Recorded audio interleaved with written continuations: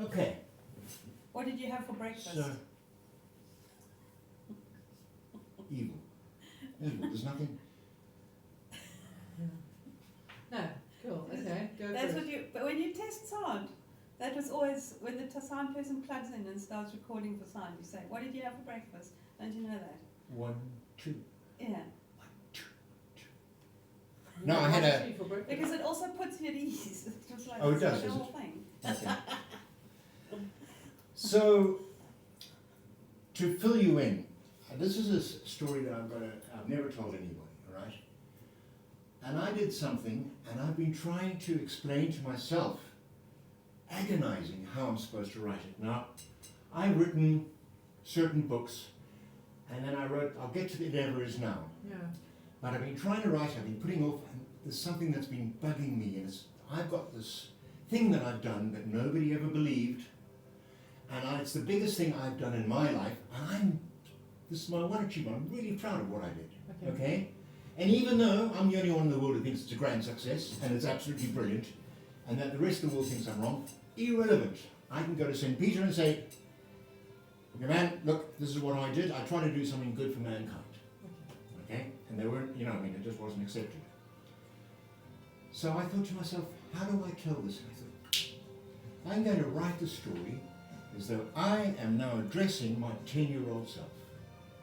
So I'm going now to my 10-year-old self, and I'm saying to my 10-year-old self,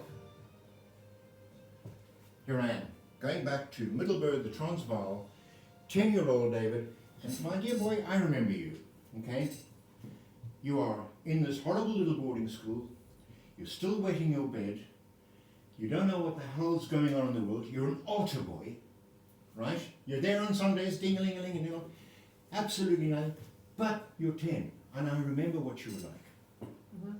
I remember where you were at 10 years old, and you are too young to understand this, but I'm here to tell you, 10-year-old David, 56 years from now, you're going to be sitting with this person who became a sister, and all those things. No, the point is that shut up, David, get this done. 10-year-old David, 56 years, here I am, and this is the story, and here's what you did. Now you think you're a little fuck up? Well, let me tell you what you did. You went ahead and you single-handedly tried to save the world. And you didn't think you were until you did it. And until afterwards, nobody else did. And this is an incredible thing because I didn't realize how stupid people were. So it goes like this. Once upon a time, we lived on this island for until the internet was invented. And I went to a place called Stockholm, right? And you can imagine, you guys have seen Hydra, right? So there's no cars, no anything else. And I've told you how technology came at me, living on Hydra out of the blue, like a CD player. If you don't know what it is, and suddenly somebody comes on with a little mirror that plays music, and you've never seen it, your highest thing is like a Sony Walkman. Wow! So this, I go to internet, and Richard, my mate Richard, says to me, right, he's got a little thing, and he gives me a business card one side. He says to me, email, it's coming. And I said, what are you saying? He said, well, it's this little thing with a squiggle, an A in it. Oh yeah, forgot about it.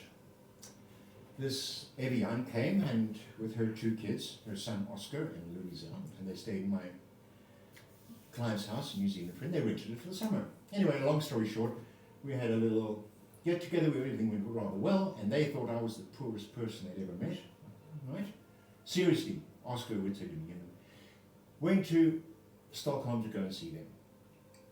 I walked into Oscar's room, he's 14, and up until then, the only form of thing I had to write on, Nick, a friend of mine from Athens, gave me his old apricot. Do you know what an apricot is? Mm.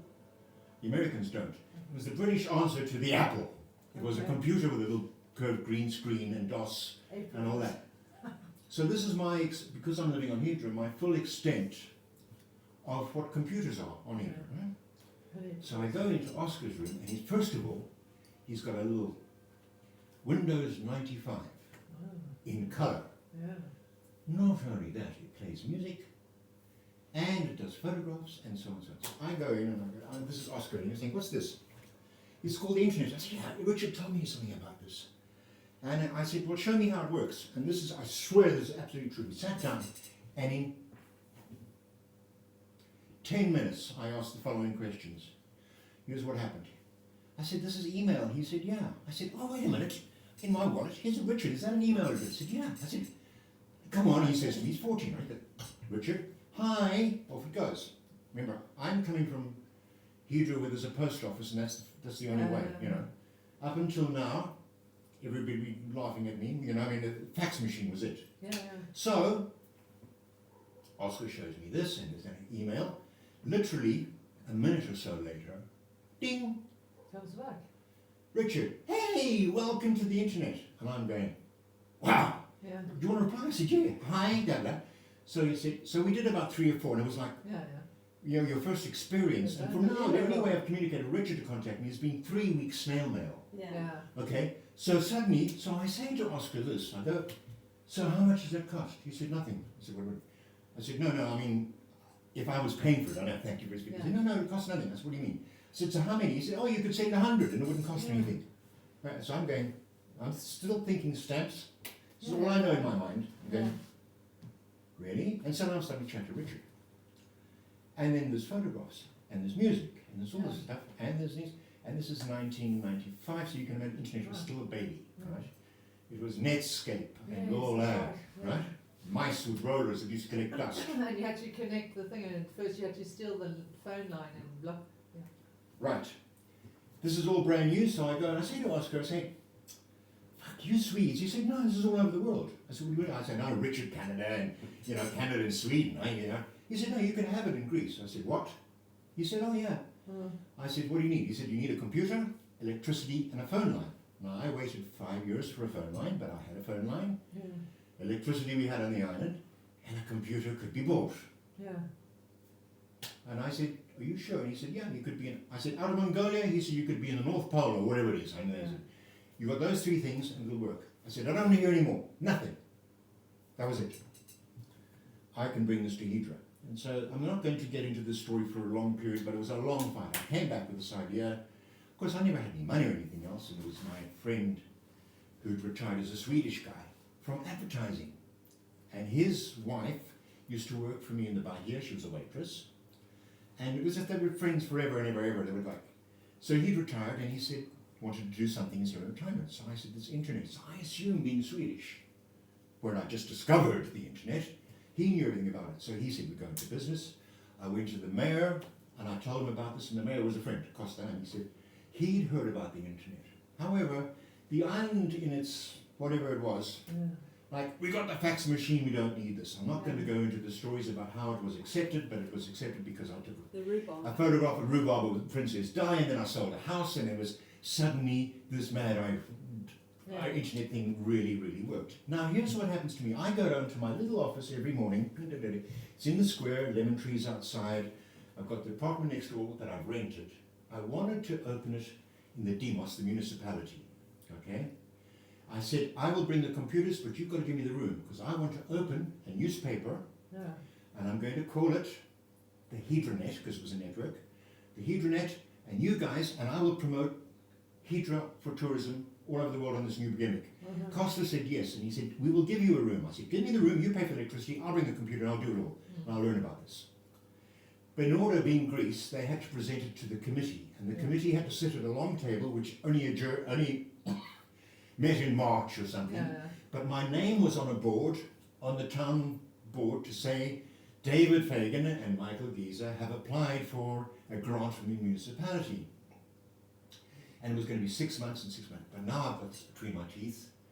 And I'm going, somebody else is going to discover this internet. You know how when you suddenly go, how come it's not here? I've got to be first. Because otherwise someone's going to beat me to the punch. Not knowing that I was miles ahead at the time. So I said to Michael, I said, fuck this for a lot, right? We rented our own place, forget the Demos, we're not waiting for them, we'll do it independently. And I built, with the help of somebody in Athens, because I didn't know how to do it, a website called the Hedranet, which was the biggest website, apart from Corfu and Crete, in Greece. And the search engines like Alta Vista and Escape, because we were first, we were number 1. Back then it was easy to do, but it was very important to be number 1 in the search engines. All the things changed. So I sat in my little office, and they had, do you remember something called defragmentation? Defrag? Now, this is Hedra, nobody knows what I'm up to. They all think I'm sort of this mad Irishman who's now doing this thing and the internet, and Yeah. but there's a curiosity, and now you know small societies, everybody's intrigued. I'm Yeah. like, again, I had the bar first, now I've got this, I'm doing business again. So I'm sitting there and people would come in to do emails, 500, no. And they'd come in, what are you doing? I said, just defragging the computer, I'm a little busy at the moment. It was like, sounded so important, I didn't know what the fuck I was doing. Nor did Michael. We sat there, the computers arrived, Yeah. and we started painting the offices, we built furniture, we came across to Ermione to buy our wood, this, that, and the other, got our office set up. We both looked at each other, and I said, I thought, well, you're from Sweden, you've just retired, you must know. He said, no, I thought you did, you're the one who said bring these computers. I said, well, no, I did. And So then you have to that's do how it. green we started. Okay. We built our own hand. Bottom line, this is great. So after a year of me going down, this is so cool, man. I'd go down in my shorts, my sandals, my little office, Yeah. and I'd music when I wanted to play. I had coffee, people who came to do email. Internet cafes were the thing, right? I was the Yeah, only one.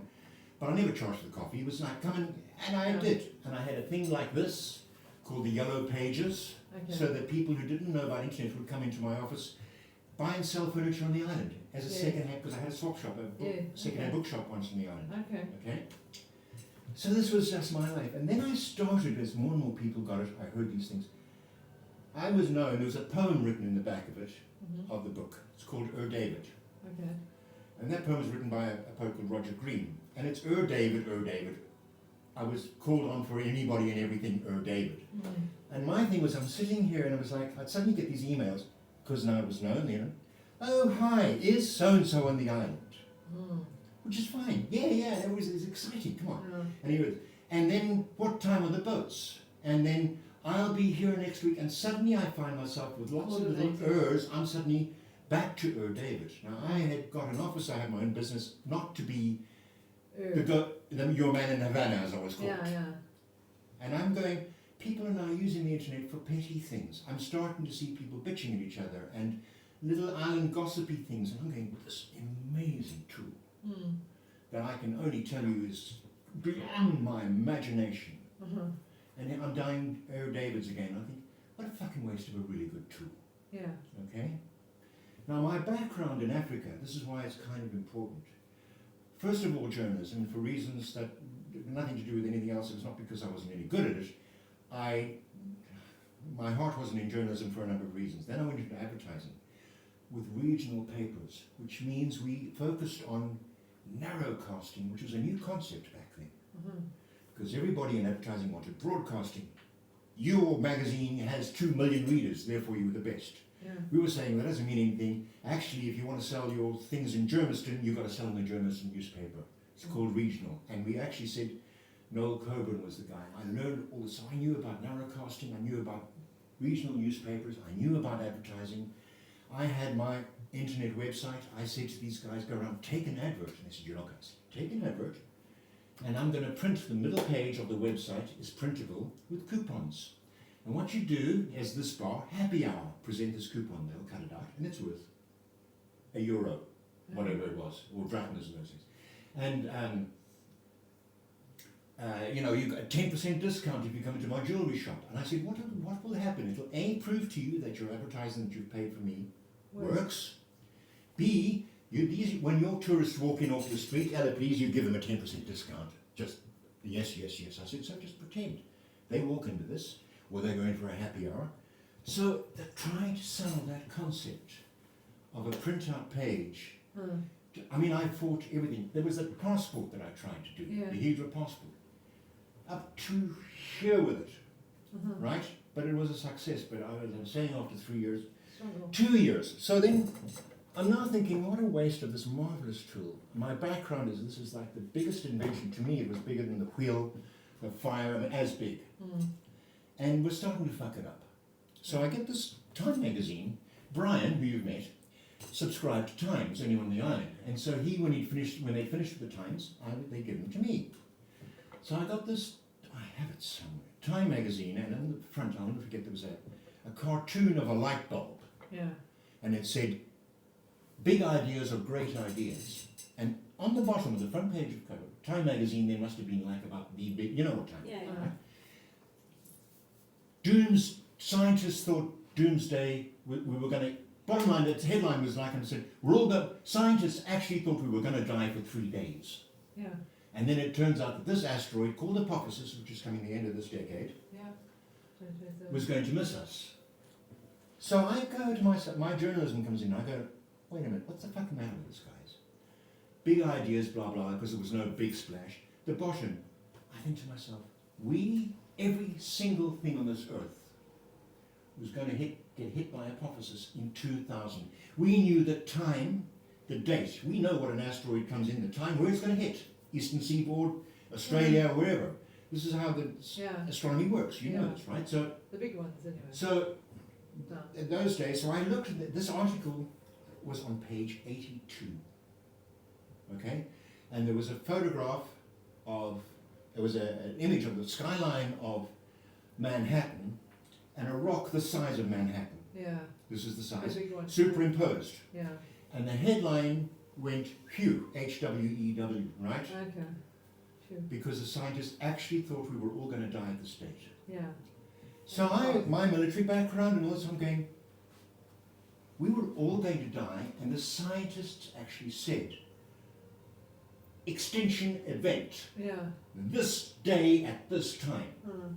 And guess what? It didn't even make the front page. It did at page 82. Yeah. So I read in this article, there's a guy called Professor Tom Gehrels, famous astronomer, blah, blah, blah, from Spacewatch in Arizona, part of the whole thing.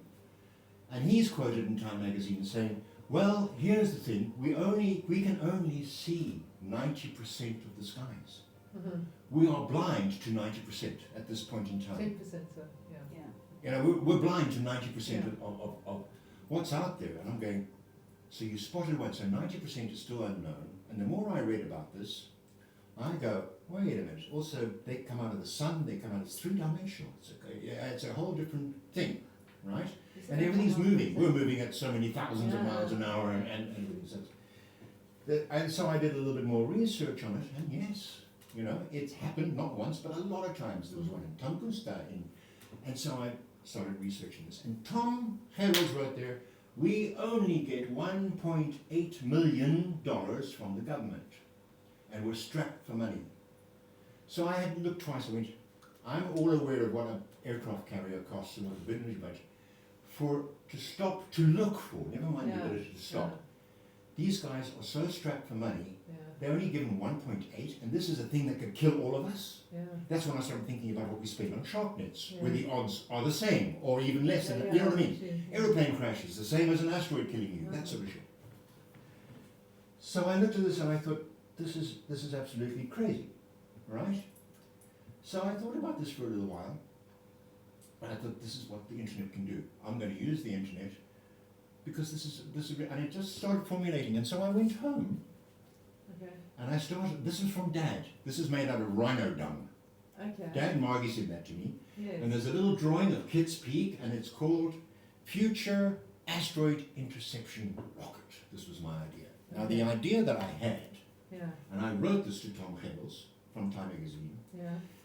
I went, slow me down here, I've got to get this straight. The reason I went to Holland is these guys said, David, because I'd had my engineering house, but I need to do something else. I had this idea. In those days, we had the old Nokia phones. And I said, because I lived in Heathrow, you walk around and you had a few drinks, and I thought, these bloody phones, they're not like now, they should have a bloody flashlight in them. And I know that they can. They didn't in those days. So I said, fuck, this is a good idea. So I said to Ingeborg, who's a journalist, who actually came with me, and her man Flip, who's a professor of something or other, he's like, this is important, I'm telling you, right? All this sort of stuff. They said, we're going to sponsor you 500 guilders to start this. Come to Amsterdam. I was in London to go and see some friends, and they said, we come across, and we're giving you 500 guilders so that I could go to Philips, because I was defending whether I was going to go to Nokia, or any one of those companies, with this idea, and I've done the patent, for a flashlight on phone, and I thought Philips were good. Anyway, in the meantime, when I went up there to do this with them, I said, guys, you know what? These Philips guys are starting to fuck me around. They're not responding. The Chinese were much better when I was doing my other thing. That's another thing. Bottom line is, I was there to try and do this phone, but I said, I've got a better idea. Let's go and see these guys about this. And they went, yeah. So I said, well, fuck you then. And I wrote to Tom, and he wrote back, because I said, I've got an idea, and when you guys definitely need money. Now, I'm not interested in anything else. Yeah. So he said, come and see me, because I gave him a brief idea of what I wanted to do. My brief idea was this. I did the research. If somebody, in that time, the average funeral average in the United States cost $5,500, Yeah. right? So I thought to myself, and this was before I'd seen anything like this. This was before Armageddon even. So that almost, everybody, Yeah. most people go, asteroids, the man's a lunatic. Yeah. Okay, bullshit. I mean, they didn't believe me and whatever. So, shit, where was I? So you're in Stockholm. No. I'm in Amsterdam now, and I write to Tom, and Tom writes back, and he says, "I want to hear your idea." My idea was through this Okay. was To finance. no, to raise finance, but a point where are we going to find the money to support these guys where it's unnoticeable? Yeah. I know from my experience in Hydro, weddings, christenings, funerals, people spend money where they don't really check the bill. People overspend at weddings and funerals. And I thought, 5,500 at a funeral, I immediately thought, fuck it.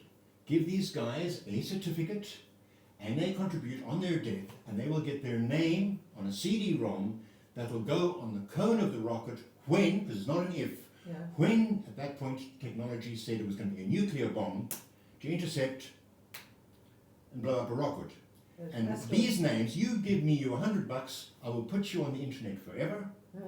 You join FAIR, Future, I love the name, Yeah. Rocket. So Tom Harrell says to me when we're talking about it, he loved the idea. He said, but I'm not going to do it. He said, I said, we won't go to the funeral homes. I said, why not? He said, the funeral homes are a bunch of mafia. He said, they're all shiners. So I adapted. I thought, no, the scientists wouldn't go for the rocket. They liked the idea, but they said they couldn't say that because governments and sending nuclear bombs as a treaty, you can't send a nuclear bomb into space. I'm saying, please guys, listen to me. We're all going to die. Are we going to change the rules about sending a nuclear device to stop it? Or are we going to sit here squabbling about it and all die? I bet you that eventually human beings at the last minute will do something about this. And I'm banking on that.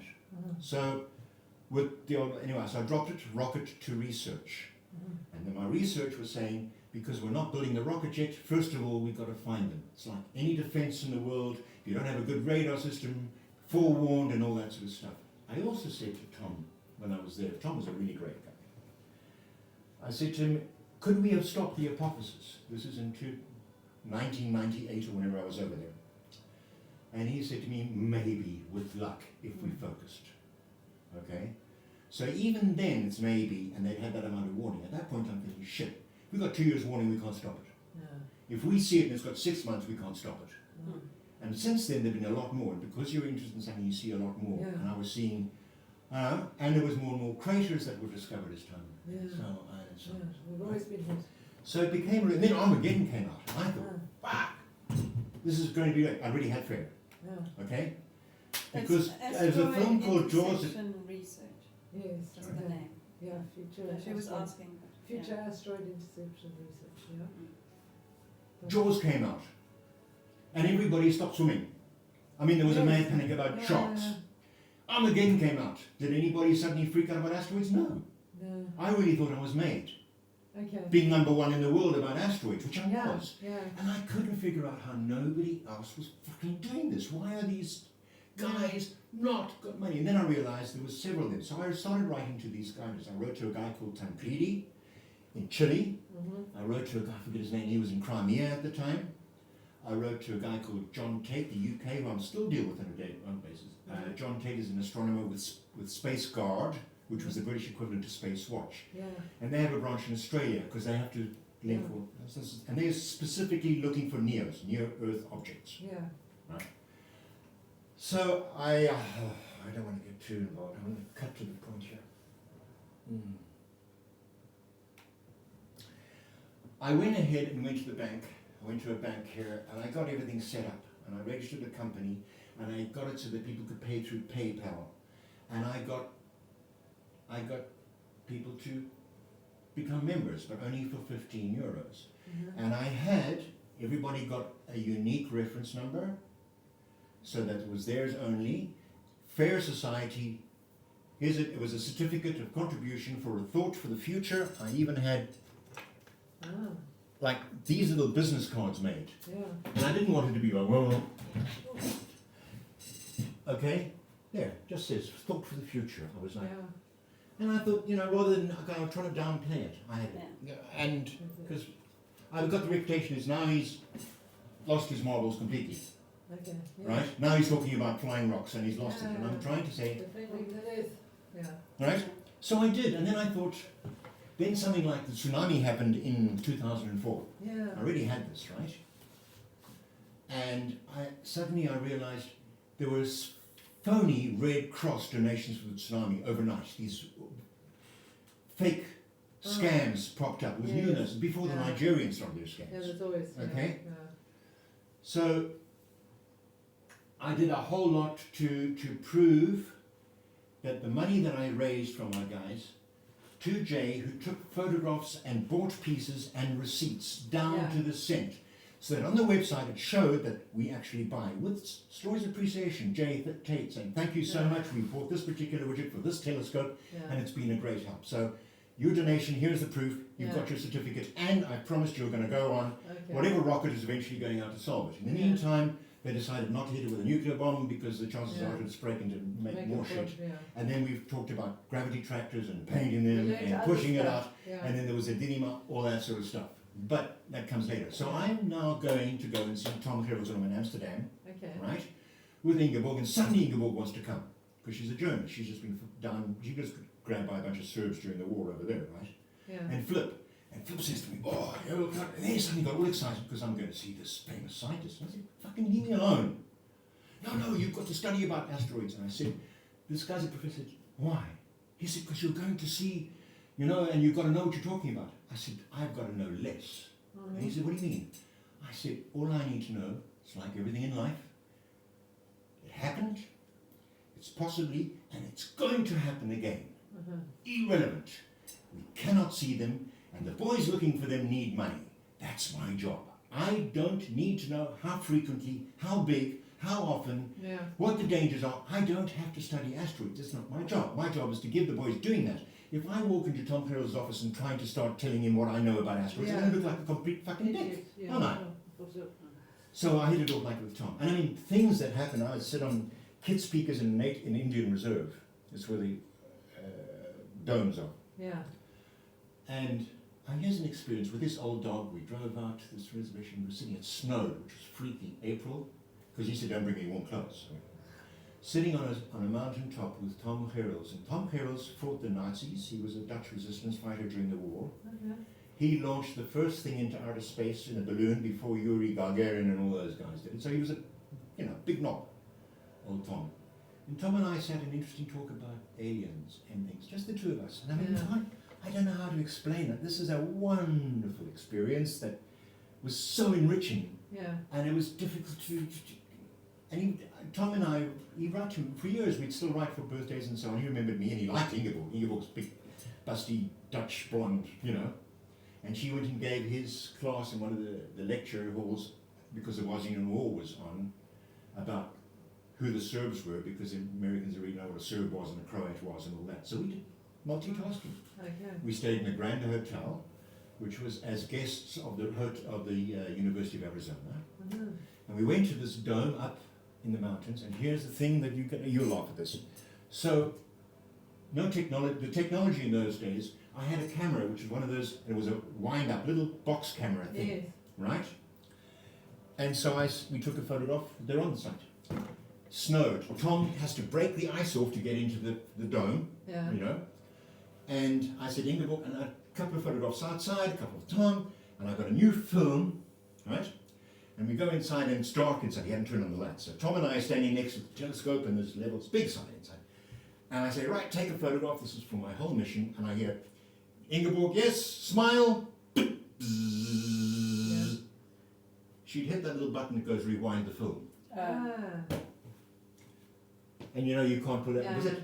So I had no photographs of the inside of, Ah. none.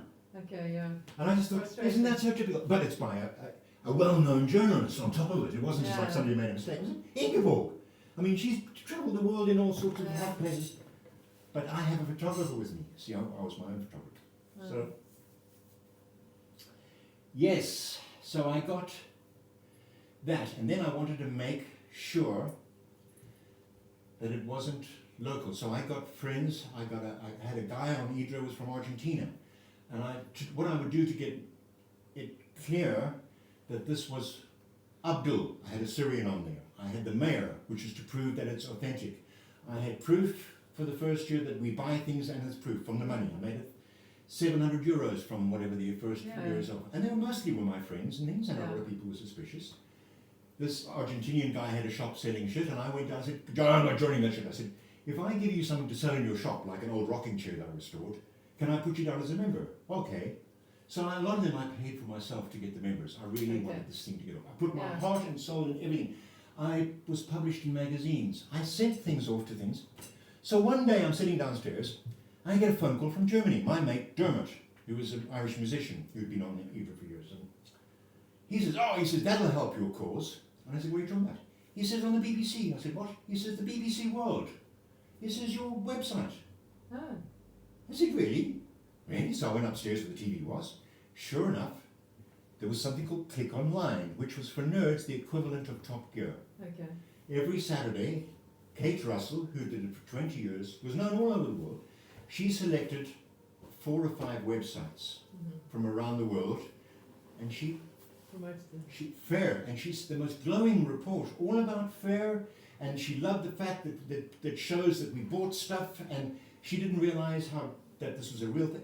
And on BBC World, and here I am with no money that I borrowed to go and see these guys, and I had a cartoonist, because they were also serious, to make, when I do a story, to make a cartoon about the story, because I knew from my experience in media and things, a cartoon lightens it, and people look at a cartoon, okay? So I had this guy who did it for nothing. All these guys worked with me. I mean, I put hours, marvellous. And eventually I got about 200 members, and I went to see bank managers to get this thing so it could be automated and blah, blah, blah. And we got their certificates, and that worked, but eventually it started costing me more money than it was. So I did it for, we did 3 or 4 years, and I sent the money. And Jay wrote back and said, man, you are tenacious. He says, I don't know anybody who's stuck it out as hard as you are. We're still mates to this day. And so I did that, and I've got 200 members, approximately. Okay? I raised about 2,000, whatever it was, and all money. And then I collapsed, and I kind of got, okay, how many years I did? I thought, well, that's it.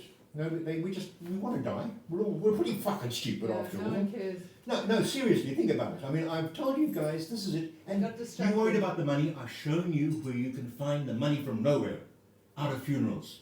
No budget is going to miss, and I cut it down 15 euros out of a funeral budget. And for that 15 euros, you get a eulogy, not a eulogy, you get your name on the internet forever, and you get involved in a plaque or something to go, and obviously the object is to get on to the rocket. If you've raised a lot of money, when you've got a lot of money, you dictate, you say, put my names on. I still want to do that with my members to go to Mars, but that's phase 2. So I did all this, and I thought, well, fuck that. This is, people really think so. I thought, that's disappointing. And I thought that was going to be my pinnacle. And after a while, think of this. You have to think to yourself, the reality is, without doing it, I'm actually genuinely trying to do something to save the world from extinction. And nobody's supporting me, and I've got the proof, and I've got the evidence, and I've got the scientific support, not just from one, from all the scientists. Okay, from the Crimea to this, that, and the other, 4 continents. And they all love my idea, and I can't get people to give me 15 euros. So I went, that's it. Another point, fuck that. And then, of course, me being me, I thought, no, wait a minute, come on, there's more to this than that. So a few years later, I came up with this idea. I've got to make some money somehow, right? So I thought, how about this? E.T., right? Mankind, in general as a species, okay? We have elevated ourselves to the point in technology to save ourselves from a natural extinction event. The dinosaurs didn't do it, such and such. in my little book that I wrote, Never Is Now, Yeah. okay, human race has now reached, you've passed level 1. Yeah. You can save yourselves from an asteroid. All This done. is the first step in the membership of an intergalactic society that has been around for years. They've been watching us, they know Yeah. us, and they've been, in my book, it's beside the other side of the moon and all Yeah. this sort of stuff. So the bottom line is, my thing is that in my book, in Armageddon, the movie, Yeah. Bruce Willis has to manually detonate it and he dies. Yeah. Okay, now my book starts off with him dead in a spacecraft. Okay. And he wakes up. He doesn't know he's in a spacecraft. And what has happened is that the aliens, at the point of atomic detonation, zap him and they take him onto his ship. And he doesn't know this. Uh-huh. And they give a whole hologram about the history of their planet from their solar system and how they saved their planet from being hit by an asteroid. Okay. And they go, because they could all speak English, it's telepathic, these aliens, and I describe what they look like and all that stuff, said, we've come to you, okay, because now mankind as a species has earned a gift from us, the intergalactic series. You've elevated yourself and you can save yourself from this. Now your second challenge is to colonize another world. Okay. And here's the deal. You've got 80 years to do it. And here is a suitcase, that size, and it's got antimatter in it. Now remember, I'm going to all the scientists afterwards. I said, this is a suitcase that we've manufactured, and you can just plug it in, and you guys have got all your energy for 80 years. Okay. Right? It's going to run out in 80 years. This is this amount of thing for the whole planet. But if you colonize something, we will come back and visit you again when you've colonized another world, and then you will get your second prize. Okay. Stage 2. So we've passed 1, stage 2. Mm-hmm. So I wrote this off, and the scientists, Tom Herrels, Robert Zubrin from Mars Society, these guys actually not only wrote back, but they actually discussed with me and said they would consult in the movie. They loved it so much. So I went to Hollywood, because I knew a few from there. Fuck me, George. No. You can't put a movie like this. I said, it's the end of the world, it's science fiction, we're going to save ourselves from E.T. First contact, and the reason they went to you, they said to Bruce, the reason they said to Bruce, the reason we waited for you is because if we showed ourselves to mankind now, we know what you guys are like, you'd shoot questions and ask afterwards. But they all think you're dead, and they're raising a statue to you outside the United Nations for saving the world. Bruce. Okay? I have to go fetch the car keys. Sorry. Okay.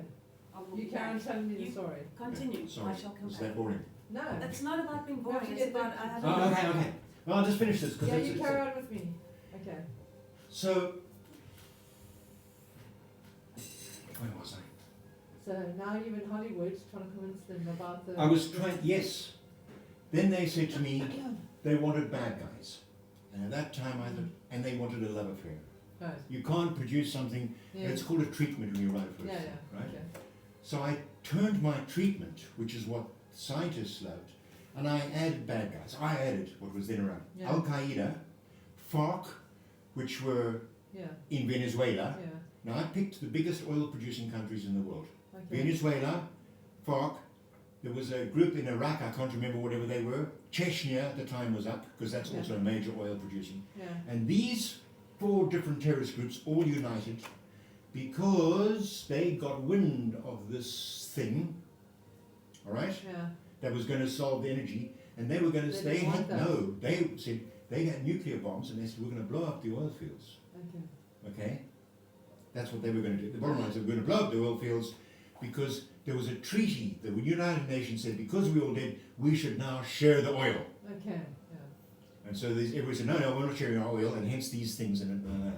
So this declaration was stomped, right? Okay. And then comes along the antimatter, which makes the terrorist threat, hostage, of blowing them up. So what? Neutralises, Blow them yeah, up, we've yeah. got our energy source. Yeah. So that was that book, Okay. and it's still there. And that's what I want to, that's what I've tried to sell. And I That's haven't what been able Never to. Is Now. So I got an That's the agent. book. Huh? Is that the book Never Is Now? Yeah. Okay. Yeah.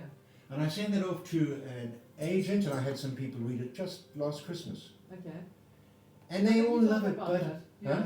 I think you told me about that. But that's More vaguely, I mean. that was it. But that is basically how little 10-year-old David, you actually go on, and despite all odds, to save the world. Nobody believed you, but you did. So that is my story, Okay. and it's absolutely true. It's yeah, I know that you wrote this. But there it is. And I did all that, and they all still think I'm mad. People going, what's this? Yeah. And there's a frustrating thing is that people who are scientific get it, but people I talk to, I can see people go, thunk. Yeah. And when I was talking about asteroids, you can actually see them switch off. The same as they did when I would say the internet. We've got foreigners, not just Greeks. We've got the facts. We'll never need that. Oh, it's for PDA, Yeah. for the children. It's a game for children. Oh, Yes, yes. computers are a tax But that's scam. just people. Yeah. You know? So I put up with all that, and so the internet to this, how to save the world, and then I thought, well, if I can make the money through this. And Yeah. so that's where I am, and that's what I did. And it's still up. Okay. Because I have made a pledge to my members that they'd be up forever.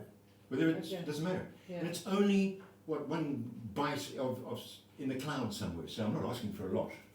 Okay. But I'm trying to find a sponsor to sponsor Fair Society when I'm dead. Okay. Okay? So that me and my 200 members Yeah. are going to be on the internet as I pledged. Yeah. I want this website to be hooked onto something like SpaceX would be perfect. Okay. And if I get them working, I would say, you guys can have this. Uh-huh. Somebody should do something with this idea. It hasn't been Yeah. done. As a science fiction idea, it's brilliant. Uh-huh. Don't you think so? We've qualified. Here's Yes. your antimatter. Go to the Yes. next step. Yeah, 80 yeah. years, first contact for the first time. We used Bruce Willis Yes. because aliens saved him. We're using you to go down and appear at the unveiling of the statue. Yes. Because if we appeared, that, No, aliens. it's not going to work. But you, Bruce Willis, the guy who Come saved back the from world from, dead. you It's saved the Jesus. world from an asteroid. It's Jesus coming back from the dead. That sort of thing. But what I'm saying is like, but there, Yeah, and it's then quite a fun because story. he's there, the aliens turn up, doesn't it? Yes. And then the alien come up and they'll say, here it is, in Right. front of the United Nations and the whole world watching outside the United Nations. Yeah. And that's how It's a nice story. E.T. was going to introduce themselves through Willis, so they would be introduced A lot through of- him. But the thing is, right now, and it is kind of near us now, is there are a lot of people that the contact. Can I is turn now. this off? Yes. I think I've told. Do you understand what I've said? I Was it clear? understand. Yeah, Do you understand? I understand. I know that means horrible. Mostly, no, completely. What about the asteroids? My story, Oh, does yeah, it make no, sense? completely follow it. Is No it problem. coherent? Yeah, coherent. That's all I need to and know. that I have